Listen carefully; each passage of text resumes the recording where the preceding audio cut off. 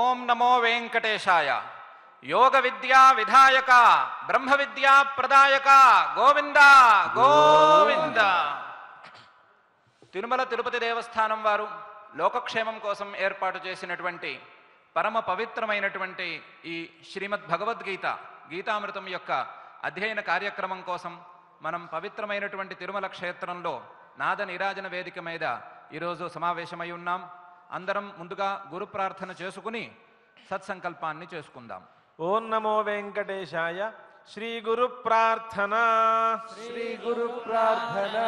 గురుర్బ్రహ్మ గురుర్విష్ణుర్ గురుర్దేవో మహేశ్వరః.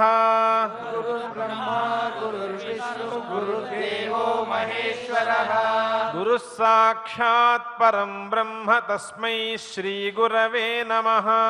గురుః సాక్షాత్ పరం బ్రహ్మ తస్మై శ్రీ గురవే నమః.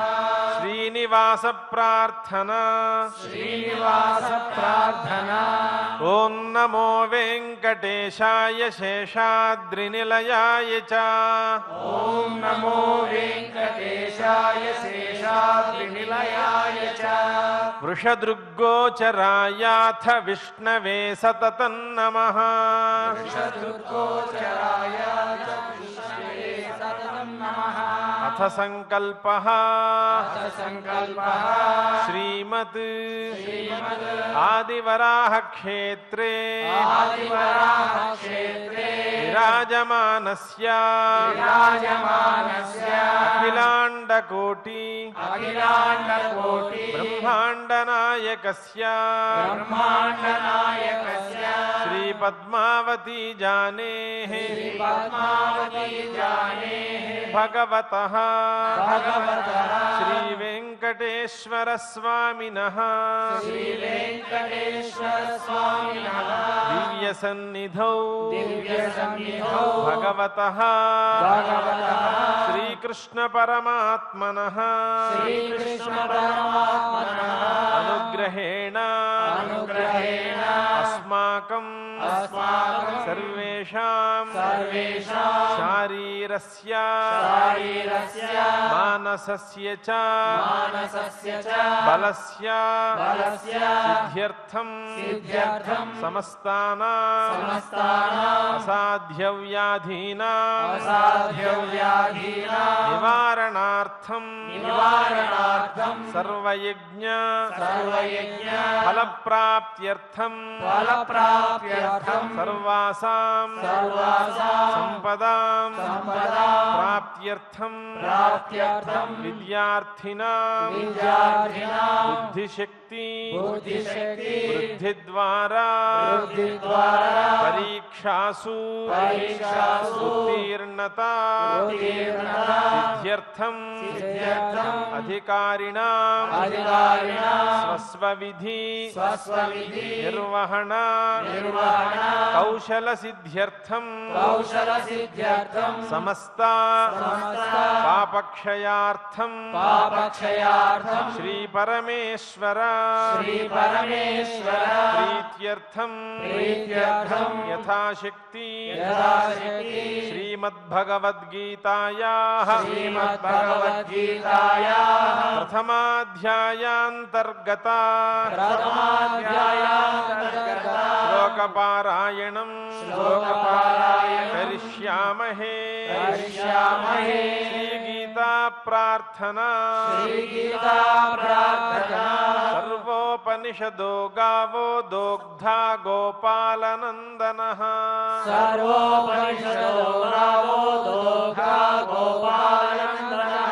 పార్థో వత్సః సుధీర్భోక్తా దుగ్ధం గీతామృతం మహత్.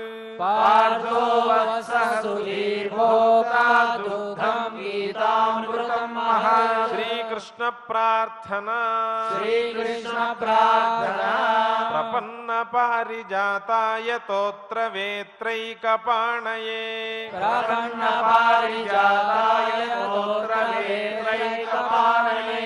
జ్ఞానముద్రాయ కృష్ణాయ గీతామృతదుహే నమః.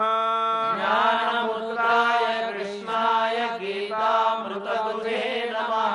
శ్రీవేదవ్యాస ప్రార్థనా శ్రీవేదవ్యాస ప్రార్థనా నమోస్తు తే వ్యాస విశాల బుద్ధే ఫుల్లారవిందాయత పత్రనేత్రా నమోస్తుతే వ్యాస విశాల బుద్ధే పుల్లారవిందాయ పత్రనేత్రా येन त्वया भारततैलपूर्णः प्रज्वालितो ज्ञानमयः प्रदीपः येन त्वया भारततैलपूर्णः प्रज्वलितो ज्ञानमयः प्रदीपः శ్రీ గురుభ్యో నమః. నిన్నటి వరకు మనం ప్రథమాధ్యాయంలో గీతామృతంలో ఉన్నటువంటి ప్రథమాధ్యాయంలో ఉన్న శ్లోకాలన్నిటి యొక్క అర్థాలను, వాటిలో ఉండేటువంటి విశేషార్థాలను, వాటి తాత్పర్యాన్ని గురించి వివరంగా చర్చించుకుని అర్జునుడి యొక్క సద్గుణాలన్నిటినీ మనం పుణికిపుచ్చుకోవాలి అని నిర్ణయం తీసుకున్నాం. అర్జునుడిలో ఉండేటువంటి విషాదాన్ని మాత్రం పరమాత్మ తొలగిస్తాడు కాబట్టి ఒకవేళ అర్జునుడిలా మారిన మనకు ఏమాత్రమైన విషాద సంపర్కం కలిగితే దానివలన ప్రమాదం కూడా ఏమీ లేదు అని భావన చేశాం. ఇప్పుడు ఈ అధ్యాయం పూర్తయిన తరువాత ప్రతిరోజు మనం పారాయణ పూర్తి చేసుకున్న తరువాత చెప్పుకునే ఒక వాక్యాన్ని మనం విచారించుకుందాం. ప్రతిరోజు పారాయణ పూర్తయిన తరువాత మనం ఇతి శ్రీమద్భగవద్గీతాసు ఉపనిషత్సు బ్రహ్మ విద్యాయాం యోగశాస్త్రే శ్రీకృష్ణార్జున సంవాదే అర్జున విషాదయోగో నామ ప్రథమోధ్యాయ అని చెప్పుకుంటున్నాం. దీనికి అధ్యాయాంత గద్యం అని ఒక పేరుంది. ఇది శ్లోకం కాదు, ఇది గద్యం. అధ్యాయం తరువాత అధ్యాయం చివరిలో వచ్చేటువంటి గద్యం అంటే వాక్యం. దీనికి పుష్పిక అని కూడా కొంతమంది వ్యవహారం చేస్తూ ఉంటారు. ఈ అధ్యాయాంత గద్యంలో కూడా చాలా విశేషాలు ఉండటం దీనికి ప్రత్యేకత. ఇందులో శ్రీమద్భగవద్గీతాసు ఉపనిషత్సు బ్రహ్మ విద్యాయాం యోగశాస్త్రే శ్రీకృష్ణార్జున సంవాదే అనే 5 పదాలు భగవద్గీతకు ఉన్నటువంటి స్వభావ సిద్ధమైన పేర్లు. అర్జున విషాదయోగ ప్రథమోధ్యాయ అనేది ఈ అధ్యాయానికి ప్రత్యేకించి పేరు. ఇది ఇందులో విశేషం. ఈ పదాలలో మొదటి పదం శ్రీమద్భగవద్గీతాసు అని పదం. ఈ గ్రంథానికి, ఈ ఉపదేశానికి శ్రీమద్భగవద్గీతా అని పేరు. మనం శ్రీమద్భగవద్గీత అని పిలుస్తాము ఏకవచనంలో, కానీ బహువచనంలో పిలవటం ఉంది. ఎందుకు అంటే శ్రీ భగవంతుడు ఉపదేశించినటువంటి ఒక్కొక్క శ్లోకము ఒక్కొక్క ఉపదేశం, ఒక్కొక్క గీత. మొత్తం గ్రంథం కలిస్తేనే గీత అని లేదు. ఈ గీతా గ్రంథంలో ఉండేటువంటి ప్రతి శ్లోకము గీతే. కాబట్టి ఈ గీతలన్నీ కలిపి గీతాహ అని పిలుచుకోవడానికి వీలుగా ఉన్నాయి. కాబట్టి భగవద్గీతాహ, భగవద్గీతాసు అని బహువచనంలో పిలుచుకుంటున్నాం. ఇందులో మనకు తెలియవలసిన పదాలు 2 ఉన్నాయి. భగవత్ అంటే భగవాన్ అంటే ఎవరు, ఈ గీతలో శ్లోకాలు ఎన్ని ఉన్నాయి. భగవంతుడు అంటే ఎవరు అంటే శ్రీకృష్ణ పరమాత్మే. ఆయన ఉపదేశం చేసినటువంటి ఈ గ్రంథానికే మనం భగవద్గీత అనే పేరు పెట్టుకున్నాం. ఆయన ఉపదేశం చేశారు, గానం చేశారు. గానం అనే శబ్దం పాటని మాత్రమే చెప్పదు, ఉపదేశాన్ని కూడా చెబుతూ ఉంటుంది. కాబట్టి భగవంతుడు పరమాత్మ ఉపదేశం చేసినటువంటి గ్రంథం. మరైతే మహాభారతం వ్యాస మహర్షి రాశాడు కదా, ఈ భగవద్గీత వ్యాస మహర్షి రాసిన మహాభారతంలో ఉంది కదా, వ్యాస మహర్షి రాశాడా, పరమాత్మ ఉపదేశం చేశాడా అనే ప్రశ్న రావచ్చు. దానికి ఒకటే సమాధానం, పరమాత్మ చేసిన ఉపదేశాన్ని వ్యాస మహర్షి గ్రంథస్థం చేశాడు. వ్యాస మహర్షి శ్లోకాలుగా రాశాడు. మనకు అనుకూలంగా ఆ ఉపదేశాన్ని అందించాడు వ్యాస మహర్షి. కాబట్టి వ్యాస మహర్షి రచయిత, పరమాత్మేమో ఉపదేశం చేసినవాడు. కాబట్టి ఇది భగవద్గీత, పరమాత్మ ఉపదేశం చేసినటువంటి గ్రంథం. మరి బహువచనంలో చెప్పుకుంటున్నాం కాబట్టి ఎన్ని ఉన్నాయి అని అడిగితే 700కు దగ్గరగా శ్లోకాలు ఉన్నాయి. 700 శ్లోకాలు అనేవి ప్రామాణికమైన పద్ధతి. ఇవి కాక కొంతమంది కొంచెం ఎక్కువగా చెప్తారు, కొంతమంది 1-2 తక్కువగా చెప్పేవాళ్ళు కూడా ఉన్నారు. అవన్నీ పక్కన పెడితే దగ్గరగా 700 శ్లోకాల గ్రంథం ఇది. ఈ 700 శ్లోకాలకు కలిపి భగవద్గీత అని పేరు. ఒక్కొక్క శ్లోకంలోనూ ఒక్కొక్క విశేషమైన ఉపదేశం ఉంది అనే విషయాన్ని మనం ఇన్ని రోజులుగా గమనించుకుంటూనే వస్తున్నాం. ప్రతి శ్లోకంలోనూ ఏదో ఒక ఉపదేశం అంతర్లీనంగా దాగి ఉండనే ఉంది. మన ఉత్తమమైన జీవిత విధానానికి కానీ ఆధ్యాత్మిక పురోగతికి కానీ ఏదో ఒక ఉపదేశం ఈ శ్లోకాలలో ఉంది, తప్పకుండా ఉంది అని ఉంది. కాబట్టి భగవద్గీత ప్రతి ఒక్కటి ఉపదేశ శ్లోకమే అనే అర్థంలో మనం బహువచనాన్ని వాడుకుంటున్నాం. రెండవ పదం ఉపనిషత్సు అని పదం. ఉపనిషత్తులు అనగానే మనకి తెలుసు ఉపనిషత్తులు అంటే ఏవి అని. మరి ఆ ఉపనిషత్సు అనే పదం తీసుకొచ్చి భగవద్గీతకు జోడించాము. ఎలా జోడించాము, ఎందుకు జోడించాము అంటే అసలు ఉపనిషత్తులు ఎన్నున్నాయి అని విచారించుకుందాం. ముందు ఉపనిషత్తులు అంటే ఏమిటి అని కూడా కొద్దిగా విచారించుకోవచ్చు. వేదాల యొక్క చివరి భాగాలలో ఉండే భాగాలకు, వేదాల చివర్లలో ఉండే భాగాలకు ఉపనిషత్తులు అని పేరు.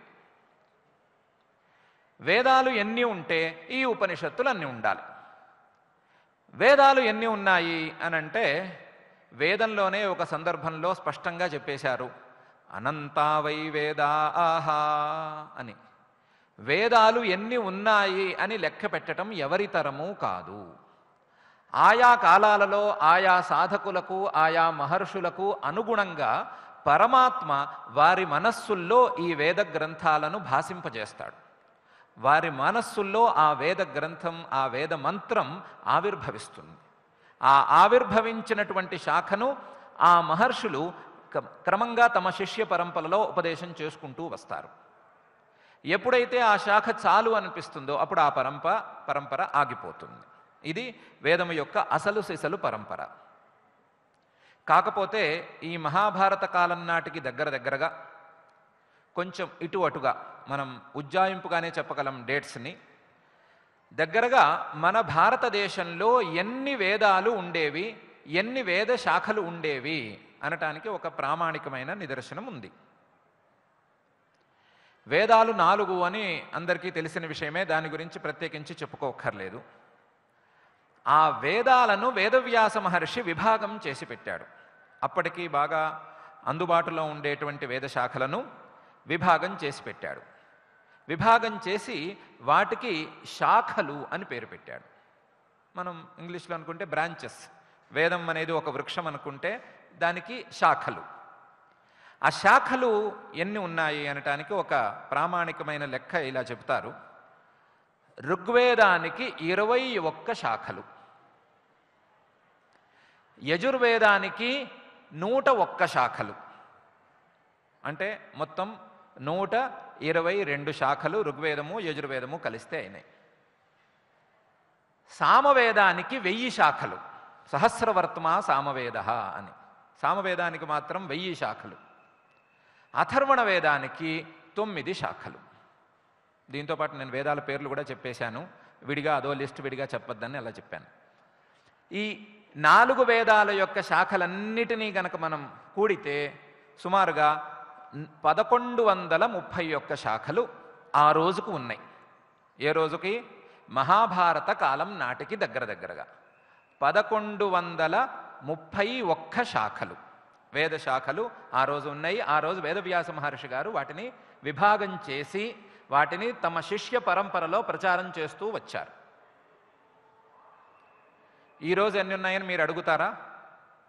ఈ రోజుకి భారతదేశంలో మనకు నిలిచి ఉన్నటువంటి వేద శాఖలు ఎన్ని ఉన్నాయి అని మీరేమన్నా ప్రశ్న వేసే ధైర్యం చేస్తారా? సమాధానం చెప్పడానికి నాకు నోరు రావటం లేదు. 12 శాఖలు ఉంటే గొప్ప. 12 శాఖలు చాలా గొప్ప. మనకు అలవాటులో ఉన్న శాఖలు ఇంకా తక్కువ. ఇంకొంచెం వెతికితే ఎక్కడైనా మారుమూల ప్రాంతాల్లో 1-2 శాఖలు దొరికితే దొరకవచ్చు. 5000 ఏళ్లలో మనం పోగొట్టుకున్న సంపద ఇది. ఆ రోజుకు ఉన్నటువంటి 1131 శాఖలలో మనకు మిగిలిన శాఖలు ఇన్ని. అంటే మనకు మిగిలిన విజ్ఞానం ఇంత.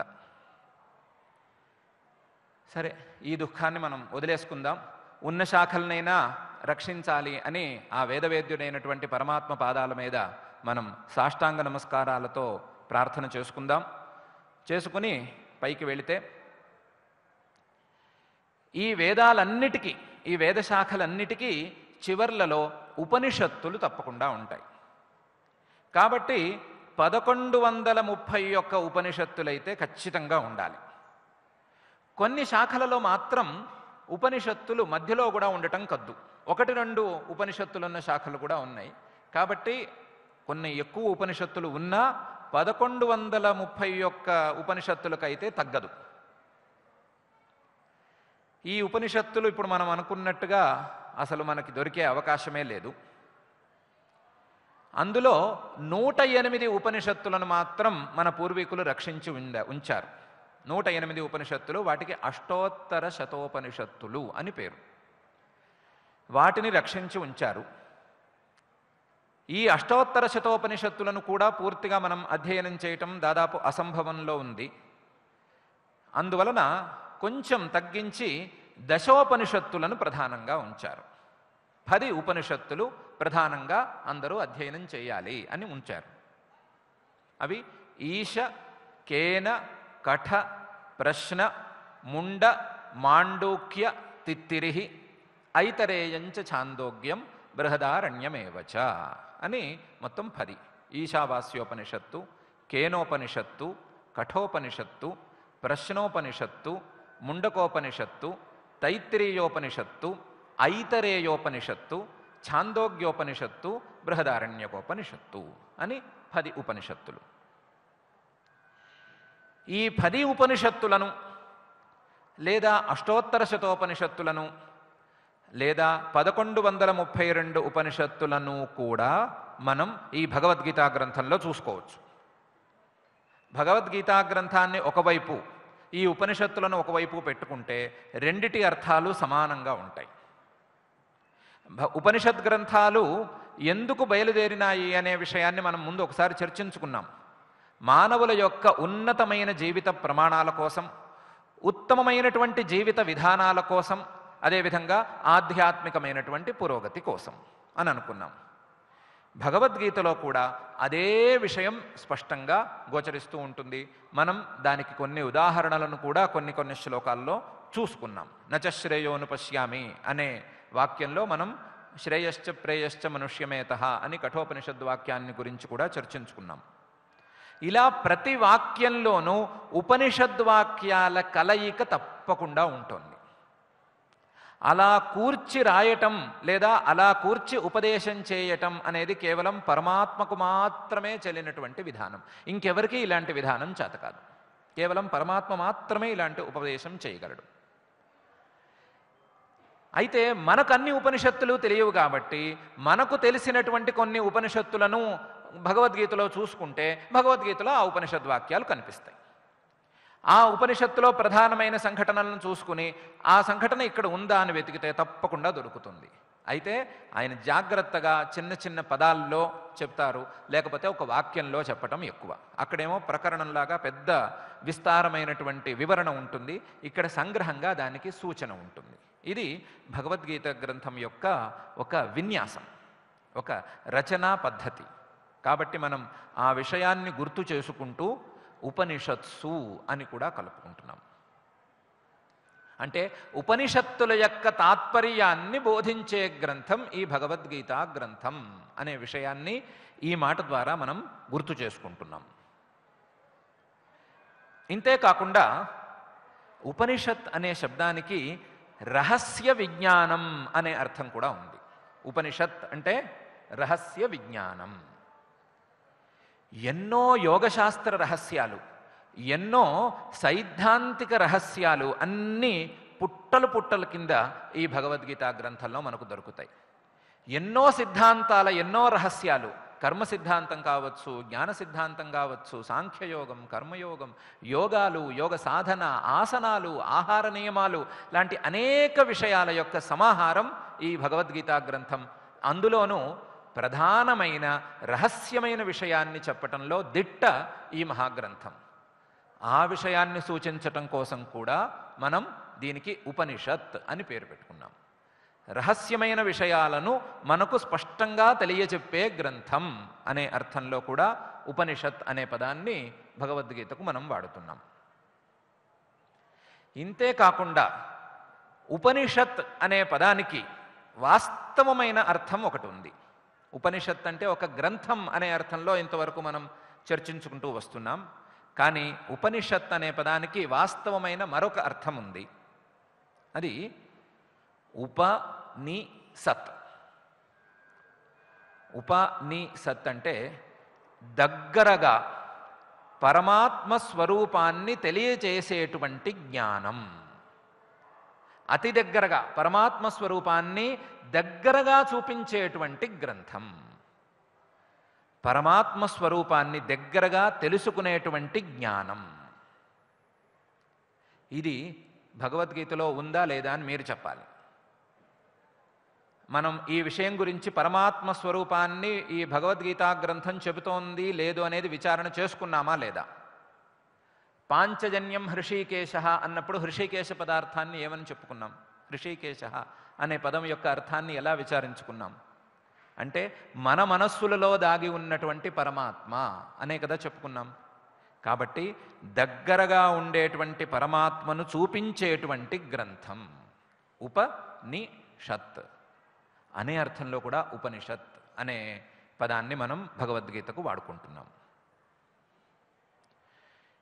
ఇంకా కూడా ఈ ఉపనిషత్ అనే పదానికి అర్థాలు చెప్పుకుంటూ వెళ్ళొచ్చు, తవ్వుకుంటూ వెళ్ళొచ్చు. చాలా అర్థాలు భగవద్గీతకి ఉపనిషత్తులకి యోగ్యమయ్యేవి ఉంటాయి. వాటిని మనం క్రమంగా చూసుకుందాం.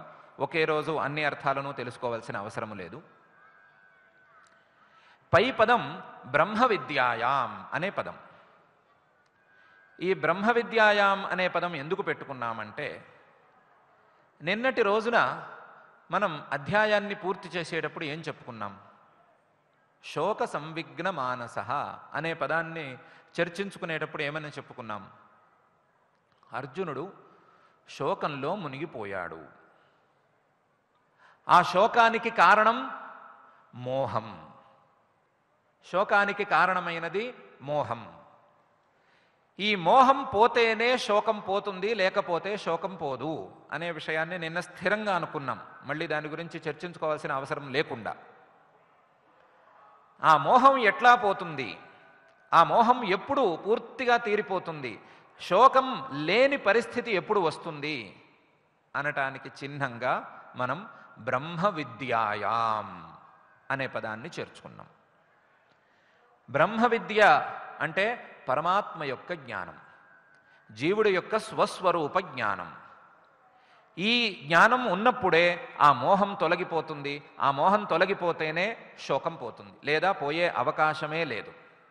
మనం వేరువేరు సాధనాలతో శోకాలను పోగొట్టుకోవాలని ప్రయత్నం చేస్తూ ఉంటే కొత్త శోకాలు పుట్టుకు వస్తూనే ఉంటాయి. వాటిని తొలగించుకోవడానికి మళ్ళీ ప్రయత్నాలు చేసుకోవలసే ఉంటుంది. శోకం గనక నిరంతరం మళ్ళీ రాకుండా ఉండాలి, శోకం మళ్ళీ మనకు కలగకూడదు అనే ధ్యాస మనకు ఉన్నట్లయితే దానికి ఒకే ఒక ఉపాయం మోహాన్ని తొలగించుకోవటం, అజ్ఞానాన్ని పోగొట్టుకోవటం. ఆ అజ్ఞానాన్ని పోగొట్టుకోవటానికి ఒకే ఒక ఉపాయం బ్రహ్మ విద్య. బ్రహ్మ విద్య అంటే బ్రహ్మజ్ఞానం, పరమాత్మ యొక్క జ్ఞానం. అదేంటి బ్రహ్మ విద్య అని పేరు పెట్టుకున్నాం ఎందుకు? దీనికి బ్రహ్మజ్ఞానమనో పరమాత్మ జ్ఞానమనో పెట్టచ్చు కదా అంటే అట్లా పెట్టడానికి వీల్లేదు. బ్రహ్మ విద్య అనే పదంలో ఒక ఉపనిషద్ వాక్యం దాగి ఉంది. ముండకోపనిషత్తులో ద్వే విద్యే, విద్యలు రెండు ఉంటాయి అని మొదలెట్టారు. ఒకటి పరావిద్య, మరొకటి అపరావిద్య. పరావిద్య అంటే ఏ విద్యలో లేదా ఏ జ్ఞానంతో మనం పరమాత్మను తెలుసుకుంటామో అది పరావిద్య. అది కాక మిగతావన్నీ అపరావిద్యలు. పరావిద్య, అపరావిద్య. ఈ అపరా విద్యల వల్ల ఏం ఉపయోగం అంటే ఇదే మనం అనుభవిస్తున్న ఉపయోగమే ఉపయోగం. ఈ పరా విద్య వల్ల ఏం ఉపయోగం? ఇప్పుడు మనం అనుకున్నటువంటి అజ్ఞానం తొలగిపోవటం, అజ్ఞానం పోయి మనకు శోకం పోవటం. ఇది పరా విద్య వలన వచ్చేటువంటి ఉపయోగం. ఆ పరా విద్యే ఈ బ్రహ్మ విద్య అని చెప్పటం కోసం ప్రత్యేకించి మనం బ్రహ్మ విద్యాయాం అని కలిపాం. ఇది కుదురుతుందా? భగవద్గీతను మనం ప్రారంభం చేసుకున్నది బ్రహ్మ విద్య కోసమా, లేకపోతే ఉత్తమమైనటువంటి జీవిత విధానం కోసమా? భగవద్గీత అధ్యయనం చేసినట్లయితే ఉత్తమమైన జీవిత విధానాలు మనకు సిద్ధిస్తాయి అని చెప్పుకుంటూ వస్తున్నాం చాలా రోజులుగాను. ఈ బ్రహ్మ విద్య కోసం మనం గనక భగవద్గీత చదువుకుంటే ఆ ఉత్తమమైన జీవిత విధానం ఎటుపోవాలి? ఈ ఉత్తమమైన జీవిత విధానం ఏంటి, బ్రహ్మ విద్య ఏంటి, ఈ రెండిటికీ సంబంధం ఏమిటి అనే ప్రశ్న తప్పకుండా వేసుకోవాలి. ఇక్కడ ఒకటే సమాధానం చెప్పుకోవాలి. బ్రహ్మ విద్య ఉత్తమమైన జీవిత విధానం వలన మాత్రమే సిద్ధిస్తుంది. ఉత్తమమైనటువంటి ప్రామాణికమైనటువంటి అత్యంత పవిత్రమైనటువంటి జీవిత విధానం వలన బ్రహ్మ విద్య సిద్ధిస్తుంది. ఈ ఉత్తమమైనటువంటి జీవిత విధానం వలన వచ్చే లౌకికమైన ఉపయోగాలు ఉన్నాయి చూడండి, అవి ఆనుషంగిక ఫలాలు. అంటే ఒక ఫలితం కోసం పనిని ప్రారంభిస్తాం. ఆ ప్రారంభించినటువంటి పనికి ప్రధానమైన ఫలం ఒకటి ఉంటుంది, కానీ దాంతో పాటుగా కూడా వచ్చే ఫలితాలు కొన్ని ఉంటాయి. ఉదాహరణకి మామిడి చెట్టు వేశాం. మామిడి చెట్టు ఎందుకు వేస్తాం అంటే ఫలాల కోసం, మామిడి పళ్ళ కోసం. ఫలాల కోసం, మామిడి పళ్ళ కోసం మామిడి చెట్టు వేస్తే ఎవరు వెళ్ళి ఆ మామిడి చెట్టు కింద కూర్చోకూడదా? దాని నీడలో ఎవరు సేద తీరకూడదా? అది చిగిర్చిన కాలంలోనూ పూత పూసిన కాలంలోనూ మంచి వాసన వస్తుంది. ఆ వాసనను ఎవరు పీల్చకూడదా? మావి చిగురు వాసన కొంతమందికి పరిచయం ఉంది. మామిడి పూత, ఆ పూత వాసన కొంతమందికి పరిచయం ఉంది. ఆ వాసన పీల్చకూడదా? పీల్చవచ్చు. యథా ఆమ్రే ఉక్తే ఛాయాగంధౌ అనూత్పద్యేతే. ఆమ్రే ఫలార్థే నిక్షిప్తే ఛాయాగంధౌ అనూత్పద్యేతే. ఆమ్రవృక్షం మామిడి చెట్టును వేసిందేమో పళ్ళ కోసం, దానికి కూడా వచ్చే ఫలితాలు కొన్ని ఉన్నట్లుగా ఈ బ్రహ్మ విద్య కోసం మనం గనక ప్రయత్నం చేసినట్లయితే, ఉత్తమమైనటువంటి జీవిత విధానాలతో బ్రహ్మ విద్య కోసం ప్రయత్నం చేసినట్లయితే ఈ కూడా వచ్చే ఫలితాలు తప్పకుండా వస్తాయి. వాటంతట అవే వస్తాయి. వాటి కోసం మనం ప్రయత్నం చేయక్కర్లేదు విడిగా. పోనీ ఇది ఇష్టం లేకపోతే తిప్పి చూద్దాం మాట, ఏమీ తేడా ఏం వచ్చేది. మనం లౌకికమైన ఫలితాల కోసం ఉత్తమమైనటువంటి ప్రామాణికమైనటువంటి జీవన విధానాన్ని అవలంబిస్తే బ్రహ్మ విద్య దానంతటదే సిద్ధిస్తుంది. ఇది ఓకే కదా? బ్రహ్మ విద్య కోసం మనం ప్రయత్నం చేయొద్దు, ఆ బ్రహ్మజ్ఞానం అది మనకు వద్దు. మనం ఉత్తమమైనటువంటి జీవిత విధానాలను కలిగి ఉందాం. ఎందుకు? మనకి లౌకికమైనటువంటి ప్రయోజనాల కోసం. ప్రామాణికమైన జీవన విధానం, ఉత్తమమైన జీవన విధానం, ఇది గనక అవలంబిస్తే ఏమొస్తుంది? ఆ వచ్చే బ్రహ్మ విద్య దానంతటి దాని రాని మనకొద్దు, మనకు కావాల్సిన ఫలితాలు మనకు వస్తాయి. చాలు కదా? ఇన్నాళ్ళు ఇవే విషయాలు చర్చించుకుంటున్నాం మనం. ఉత్తమమైన జీవిత విధానాన్ని అవలంబిద్దాం, మనకు దానివల్ల ఉత్తమమైన ఫలితాలు కలుగుతాయి అంటే ఇవే కలుగుతాయి. లౌకికంగానూ కలుగుతాయి, అలాగే ఆధ్యాత్మికమైనటువంటి పురోగతి కూడా సిద్ధిస్తుంది. ఇట్లాంటి ఉన్నతమైన ఫలితాన్ని ఇచ్చే గ్రంథం కాబట్టి, బ్రహ్మ విద్యను సంపాదించేటువంటి గ్రంథం కాబట్టి ఈ గ్రంథానికి మనం బ్రహ్మ విద్యాయాం అని పేరు పెట్టుకున్నాం. తర్వాతి మాట యోగశాస్త్రే అనే మాట. యోగశాస్త్రే అనే మాట ఎందుకు వచ్చింది దీనికి ప్రత్యేకించి అంటే, ఇందులో పరమాత్మ ఎన్ని యోగాలను ఇమడ్చాడు అనే సంగతి అర్థం చేసుకోవటమే కష్టం. చాలా యోగాలను గురించి చెప్పాడు.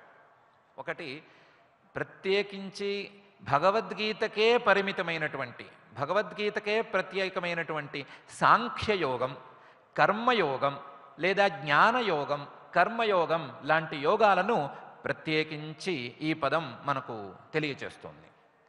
అలాంటి యోగాలను ఉపదేశం చేసేటువంటి గ్రంథం. పరమాత్మ ఉపదేశం చేస్తున్నటువంటి యోగాలను ఉపదేశం చేసేటువంటి గ్రంథం యోగ శాస్త్రం. శాస్త్రం అంటే ఇంతకుముందే ఒకసారి వచ్చింది, గీతాశాస్త్రం అనే పదానికి అర్థం చెప్పుకునే రోజున శాస్త్రం అంటే హితశాసకం వాక్యం, మనకు హితాన్ని మంచిని ఉపదేశం చేసేటువంటి గ్రంథము అని చెప్పుకున్నాం. కాబట్టి యోగం మనకు హితమైనట్టు కాబట్టి ఆ జ్ఞానయోగం కావచ్చు లేదా కర్మయోగం కావచ్చు, ఇది మనకు హితమైనది కాబట్టి ఆ హితమైన యోగాన్ని ఉపదేశం చేసేటువంటి గ్రంథం యోగ శాస్త్రం. ఇంతేకాదు భగవద్గీతలో అనేక యోగశాస్త్ర రహస్యాలను ప్రత్యేకించి పరమాత్మ ఉపదేశం చేశాడు. ఉపనిషత్తులన్నీ కూర్చటం ఒక ఎత్తు, యోగశాస్త్ర రహస్యాలను ప్రత్యేకించి చెప్పటం ఒక ఎత్తు. అభ్యాసేన చ కౌంతేయ వైరాగ్యేణ చ గృహ్యతే అని ఒక చోట ఉంది, అది రాబోతోంది మనకి. అక్కడ అభ్యాస వైరాగ్యాభ్యాంతన్నిరోధ అనే యోగ సూత్రాన్ని ప్రదర్శిస్తున్నాడు. ఇంతేకాకుండా ఆసనాల గురించి, ఆహార నియమాన్ని గురించి, సంతోషం గురించి, శమదమాదుల గురించి, యమనియమాల గురించి అనేక యోగశాస్త్ర రహస్యాలను ఈ గ్రంథంలో ఉపదేశం చేశాడు పరమాత్మ. అందువలన యోగశాస్త్రంలో ఉండేటువంటి రహస్యాలను తెలియజేసే గ్రంథం కాబట్టి కూడా దీనికి యోగశాస్త్రం అని పేరు. అందుకని యోగశాస్త్రే అనుకుంటున్నాం. తర్వాతి మాట శ్రీకృష్ణార్జున సంవాదే అనే మాట. తర్వాతి పదం శ్రీకృష్ణార్జున సంవాదే. కృష్ణార్జునుల యొక్క సంవాదం ఇది. సంవాదం అంటే పరస్పరం మాట్లాడుకోవటం అని సామాన్యార్థం.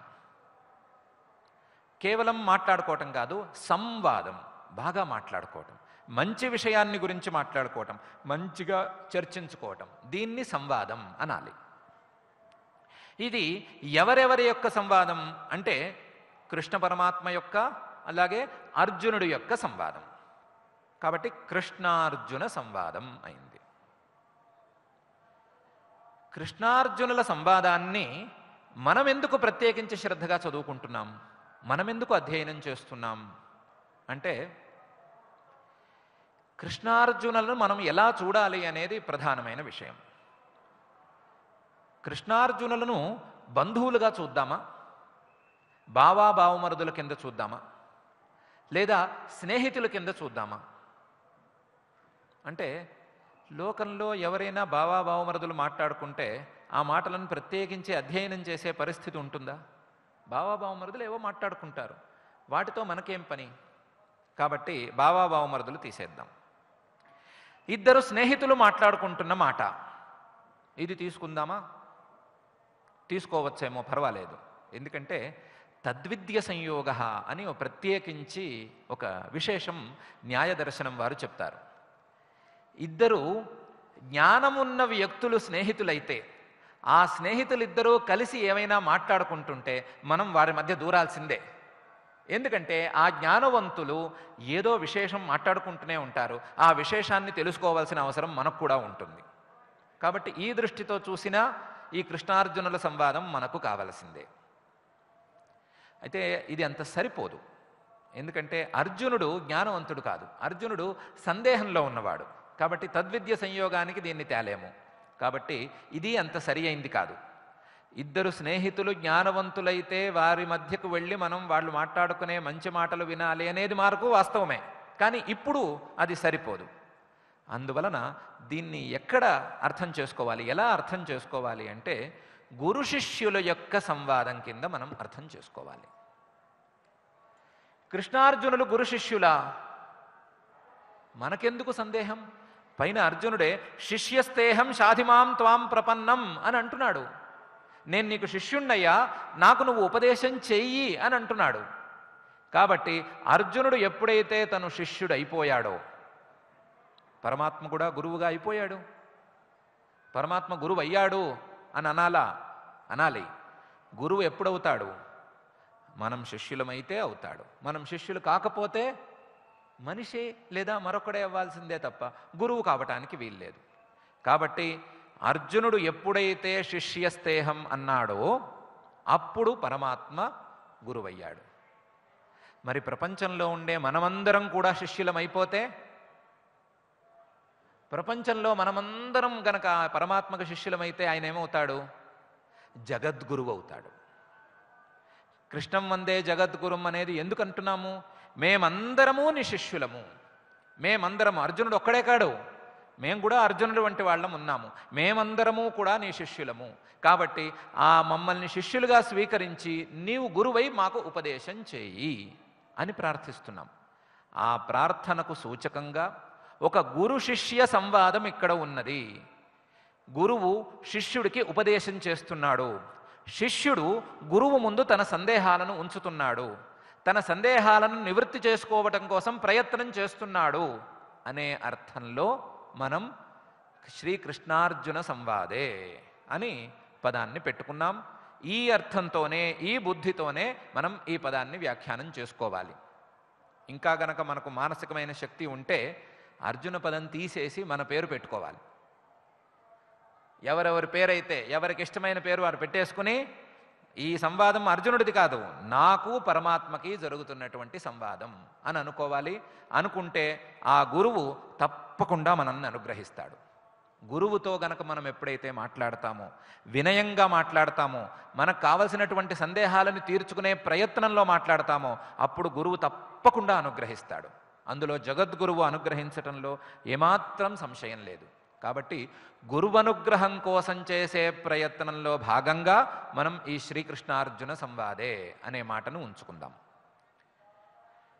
చివరి మాట అర్జున విషాద యోగ అని. ఈ అర్జున విషాద యోగ అని, సాంఖ్యయోగ అని ఇలా 18 అధ్యాయాలకు 18 పేర్లను పెట్టడం మనకు కనిపిస్తూ ఉంది.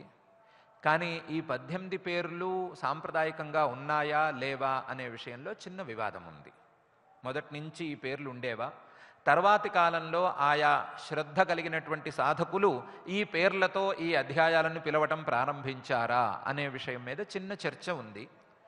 చర్చ ఎలా ఉన్నా సరే పేరు మనకు వీలుగా ఉంది కాబట్టి ప్రథమాధ్యాయానికి అర్జున విషాద యోగ అని పేరు.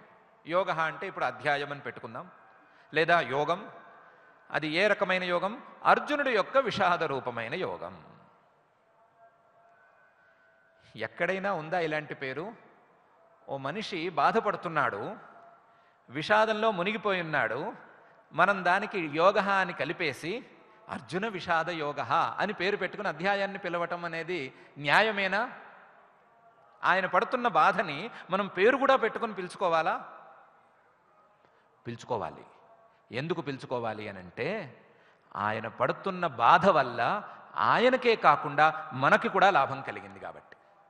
ఆయన విషాదం ఆయనకి మాత్రమే కాకుండా మనకి కూడా యోగాన్ని తెచ్చింది కాబట్టి. అర్జునుడే గనక ఆ రోజు విషాదాన్ని ప్రదర్శించకపోయి ఉంటే, బాధ పడకపోయి ఉంటే, ఏమాత్రం తన సందేహాలను పరమాత్మ ముందు ఉంచకపోయి ఉంటే, ప్రవృత్తే శస్త్ర సంపాతే అనగానే బాణాలు వేసుకుని ఉండి ఉంటే, ఇంకే శంఖనాదాలు చేసేశారు, బాణాలు వేసేసుకుని ఉంటే, ఏదైతే అదైంది అని అనుకుని ఉంటే ఇంత భగవద్గీత గ్రంథం మనకు లభించి ఉండేదా? అవకాశమే లేదు. మీకు ఇంకో చిన్న విషయం కూడా చెప్తాను. మహాభారతంలో ఎన్ని ఉపదేశ ప్రకరణాలు ఉన్నాయో తెలుసా? ఎన్నో ఉపదేశ ప్రకరణాలు ఉన్నాయి. ధృతరాష్ట్ర మహారాజు గారికి సనత్సుజాత మహర్షి గారు ఉపదేశం చేసినటువంటి ఉపదేశ గ్రంథం ఉంది. ఇంకా అనేక మంది మహర్షులు, నారదాది మహర్షులు ఆయా సందర్భాలలో ఆయా వ్యక్తులకు చేసినటువంటి ఉపదేశ గ్రంథాలు ఉన్నాయి. రకరకాల విషయాలను ఆ ఉపదేశ గ్రంథాలు ఉపదేశం చేస్తూ ఉంటాయి. ఇంకా శ్రీకృష్ణుడే మళ్ళీ అర్జునుడికి చేసినటువంటి ఉపదేశ గ్రంథం అనుగీత అని మరొక ఉపదేశ గ్రంథం ఉంది. ఏ గ్రంథాలకు లేనటువంటి ఒక ఉత్తమమైనటువంటి పవిత్రమైన స్థానం, అత్యుత్తమమైన స్థానం శ్రీమద్భగవద్గీతకు వచ్చింది. ఎందుకు వచ్చింది అనే దానికి ఒక చిన్న తార్కాణం మనం నెల రోజులుగా చూసుకుంటూనే ఉన్నాం. భగవద్గీత గ్రంథం ఈ ఉపదేశాల గ్రంథాల కంటే ఎందుకు ముకటాయమానంగా నిలవగలిగింది అనటానికి మనం చిన్న చిన్న పదాల్లో కూడా మనం అర్థాలను వెతుక్కుంటున్నాం. అటువంటి విశిష్టమైనటువంటి భగవద్గీతా గ్రంథం ఈ అర్జునుడి విషాదం వలననే వచ్చింది.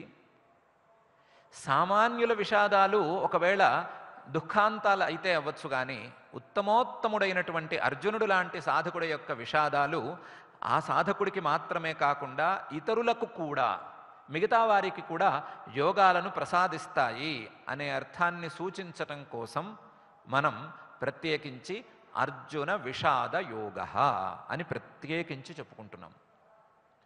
ఇంకా దీంట్లో నిగూఢంగా అర్థాలు కొన్ని దాగి ఉన్నాయి. వాటిని క్రమక్రమంగా మనం తెలుసుకుంటూ ఉందాము. ఈ విషాదం కేవలం అర్జునుడికి మాత్రమే పరిమితమా, మనకు కూడా ఏమైనా ఉందా అనే విషయాన్ని మనం క్రమంగా విచారించుకుందాం. మనసులోకి ఒకసారి తొంగి చూసుకుందాం. ఇలా అర్థంతో మనం అర్జున విషాద యోగ, మనకి యోగాన్ని ఇచ్చేటువంటి గ్రంథం అనే అర్థంలో అర్జున విషాద యోగ అని దీనికి ప్రథమాధ్యాయానికి పేరు పెట్టుకున్నాం. ఇలా పేర్లతో ప్రతినిత్యం పారాయణానంతరం మనం ఈ భగవద్గీత గ్రంథాన్ని ఇన్ని విశిష్టమైనటువంటి అర్థాలతో స్మరించుకుంటున్నాం. ఇది శ్రీమద్భగవద్గీతాసు ఉపనిషత్సు బ్రహ్మ విద్యాయాం యోగశాస్త్రే శ్రీకృష్ణార్జున సంవాదే అర్జున విషాద యోగో నామ ప్రథమోధ్యాయ. అర్జున విషాద యోగం అనే పేరు కలిగినటువంటి ప్రథమాధ్యాయం ఇప్పటికీ పూర్తయినట్లు. ప్రథమాధ్యాయం పూర్తయింది కదా అని ద్వితీయాధ్యాయం మొదలైపోతుందని మాత్రం అనుకోవద్దు. ఇంకా మిగిలే ఉంది. ఆ మిగిలిన విషయాలని మళ్ళీ మనం రాబోయే రోజుల్లో చూసుకుందాం. తొందరలో ద్వితీయాధ్యాయం మొదలెట్టే ప్రయత్నం చేసుకుందాం. ఇప్పుడు మనందరం శ్రద్ధగా పారాయణ కార్యక్రమాన్ని నిర్వహించుకుందాం. అథ శ్రీమద్భగవద్గీతాసు ఉపనిషత్సు బ్రహ్మ విద్యాయాం యోగశాస్త్రే శ్రీకృష్ణార్జున సంవాదే అర్జున విషాద యోగే వింశతి శ్లోకాః అర్జున ఉవాచ దృష్ట్వేమం స్వజనం కృష్ణ యుయుత్సుం సముపస్థితం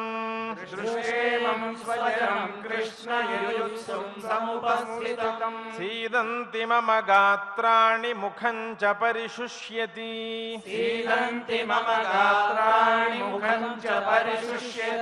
వేపథుశ్చ శరీరే మే రోమహర్షశ్చ జాయతే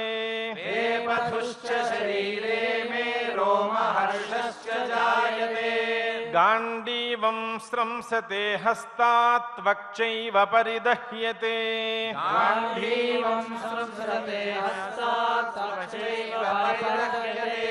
న చ శక్నోమ్యవస్థాతుం భ్రమతీవ చ మే మనః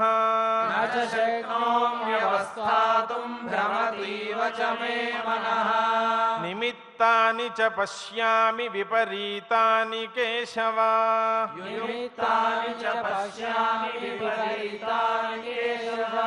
న చ శ్రేయోను పశ్యామి హత్వా స్వజనమాహవే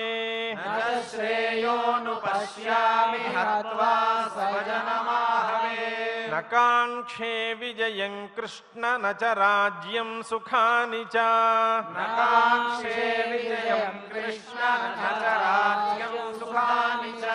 కిన్నో రాజ్యేన గోవింద కిం భోగైర్జీవితేన వా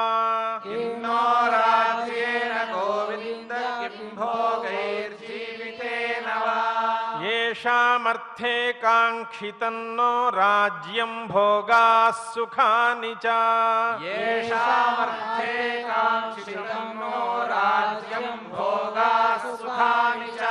त इमेव स्थिता युद्धे प्राणां त्यक्त्वा धनानि च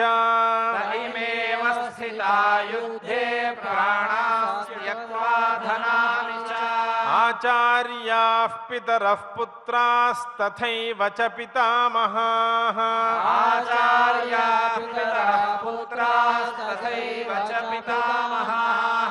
मा మాతులాశ్వశురాః పౌత్రాः శ్యాలాः సంబంధినస్తథా మాతులాశ్వశురాः పౌత్రాः శ్యాలాः సంబంధినస్తథా ఏతాన్న హంతుమిచ్ఛామి ఘ్నతోపి మధుసూదన ఏతాన్న హంతుమిచ్ఛామి ఘ్నతోపి మధుసూదన అపి త్రైలోక్య రాజ్యస్య హేతోః కిన్ను మహీకృతే అపి త్రైలోక్య రాజ్యస్య హేతోః కిన్ను మహీకృతే నిహత్య ధార్తరాష్ట్రాన్నః కా ప్రీతి స్యాజ్జనార్దన నిహత్య ధార్తరాష్ట్రాన్నః కా ప్రీతి స్యాత్ జనార్దన పాపమేవాశ్రయేదస్మాన్ హత్వైతానాతతాయినః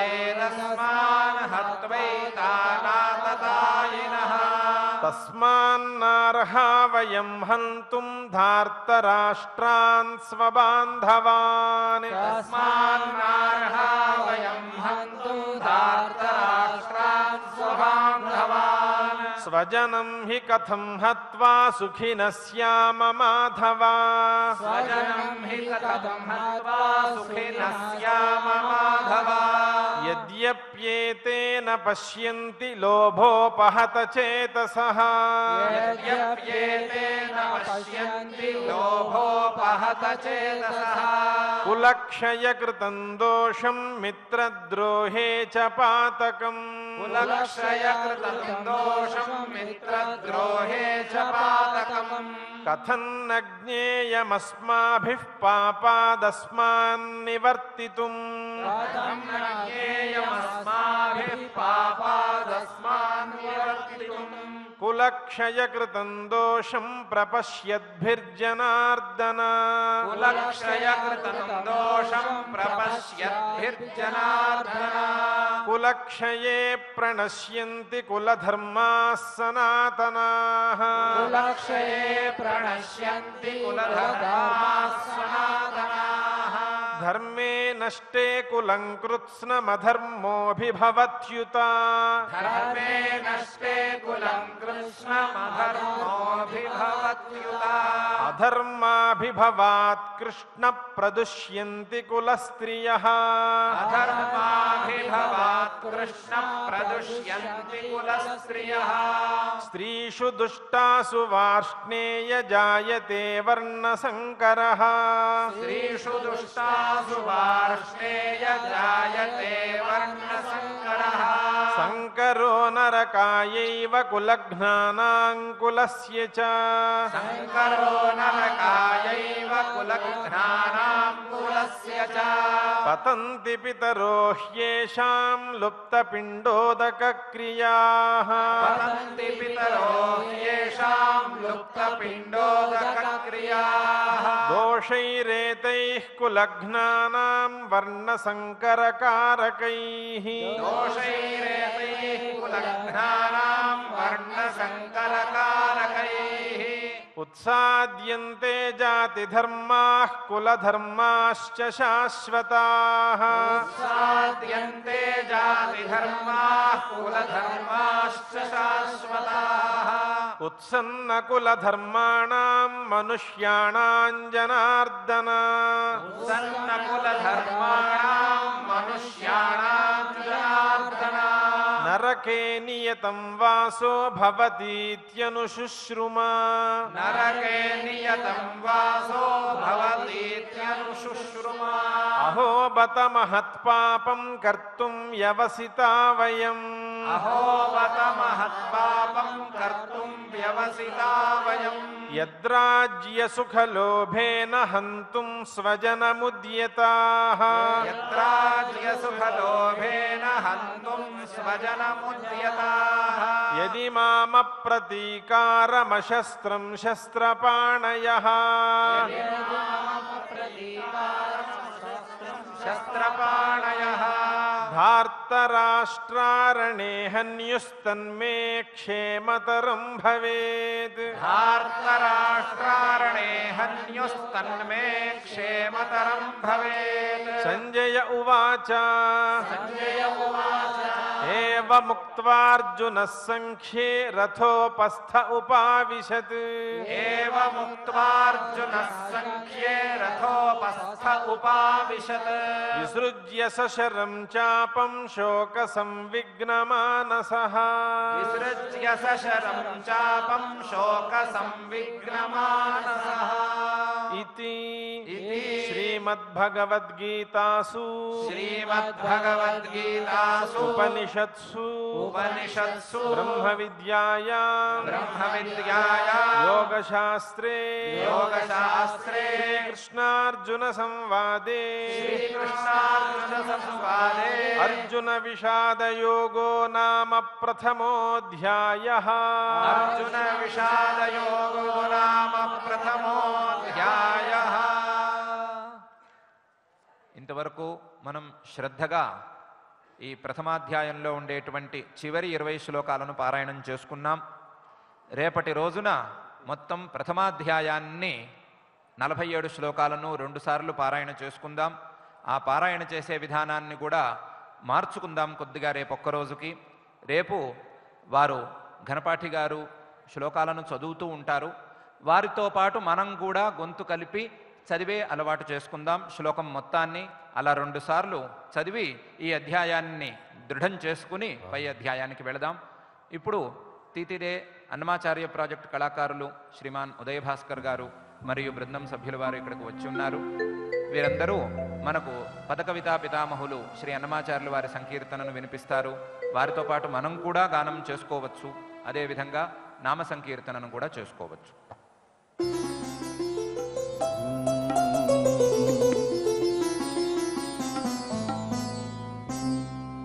శోభనమే శోభనమే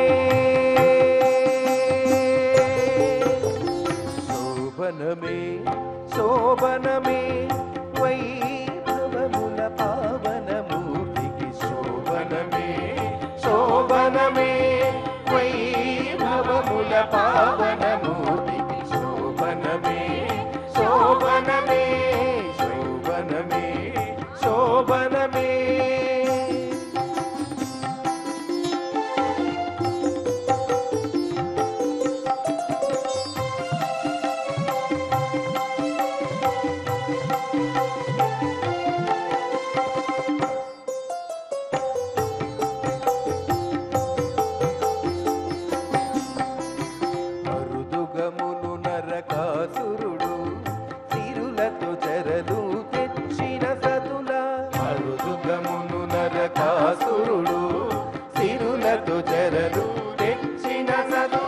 పరువపు వయసుల 16 వేలను సొరిది పెళ్ళాడిన సుముఖునికి పరువపు వయసుల 16 వేలను సొరిది పెళ్ళాడిన సుముఖునికి శోభనమే శోభనమే వైభవముల పావనమూర్తికి శోభనమే శోభనమే శోభనమే శోభనమే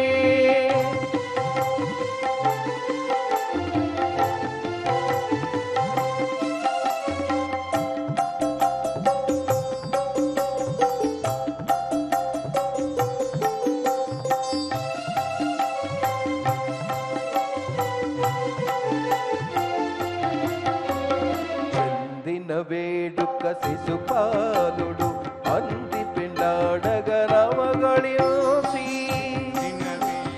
శిశుపాలుడు అంది పిండాడగరవగళియోసి బిందువలని తావి చేసి రూపిణి కందడి పిండాడిన సరసునికి బిందువలని తావి చేసి రూపిణి కందడి పిండాడిన సరసునికి శోభనమే శోభనమే వైభవముల పావనమూర్తికి శోభనమే శోభనమే శోభనమే శోభనమే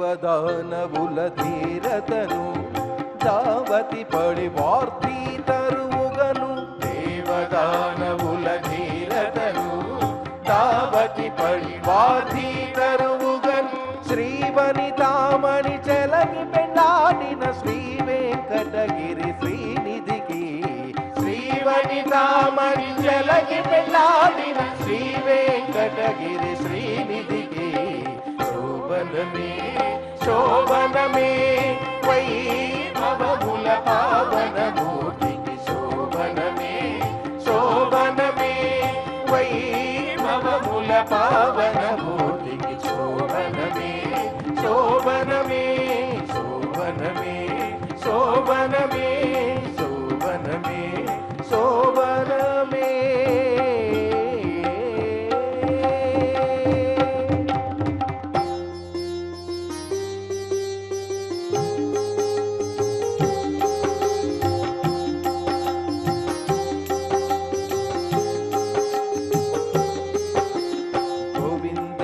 जय गोपाल कृष्ण जय राधा रमण हरे गोविंद कृष्ण जय गोविंद कृष्ण जय गोपाल कृष्ण जय राधा रमण हरे गोविंद कृष्ण जय गोविंद कृष्ण जय गोपाल कृष्ण जय वृंदावन हरे गोविंद कृष्ण जय गोविंद कृष्ण जय गोपाल कृष्ण जय वृंदावन हरे गोविंद कृष्ण जय गोविंद कृष्ण जय गोपाल कृष्ण जय यशोदनंदन गोविंद कृष्ण जय गोविंद कृष्ण जय गोपाल कृष्ण जय यशोदनंदन गोविंद कृष्ण जय कृष्णं वंदे जगद्गुरुं श्री कृष्णं वंदे जगद्गुरुं कृष्णं वंदे जगद्गुरुं श्री कृष्णं वंदे जगद्गुरुं कृष्णं वंदे जगद्गुरुं श्री कृष्णं वंदे जगद्गुरुं कृष्णं वंदे जगद्गुरुं श्री कृष्णं वंदे जगद्गुरुं श्री कृष्णं वंदे जगद्गुरुं श्री कृष्णं वंदे जगद्गुरुं श्री कृष्णं वंदे जगद्गुरुं श्री कृष्णं वंदे जगद्गुरुं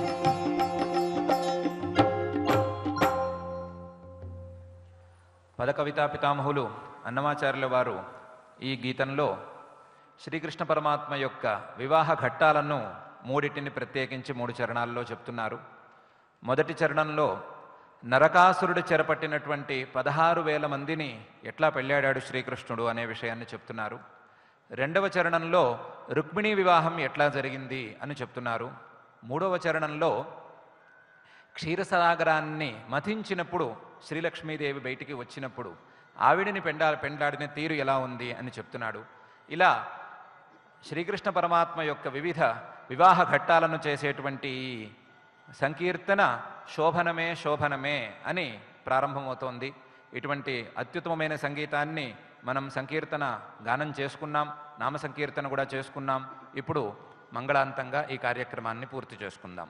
यत्र योगेश्वरः कृष्णो यत्र पार्थो धनुर्धरः यत्र योगेश्वरः कृष्णो यत्र पार्थो धनुर्धरः तत्र श्रीर्विजयो भूतिर्ध्रुवा नीतिर्मतिर्मम तत्र श्रीर्विजयो भूतिर्ध्रुवा नीतिर्मतिर्मम अथ क्षमा प्रार्थना क्षमा प्रार्थना यदक्षरपदभ्रष्टं मात्राहीनं च यद्भवेत् यदक्षरपदभ्रष्टं मात्राहीनं च यद्भवेत् तत्सर्वं क्षम्यतां देवनारायण नमोऽस्तु ते सर्वं क्षम्यतां देव नारायण नमोऽस्तु ते अथ भगवत्समर्पणम् अथ भगवत्समर्पणम् कायेन वाचा मनसेन्द्रियैर्वा बुद्ध्यात्मना वा प्रकृते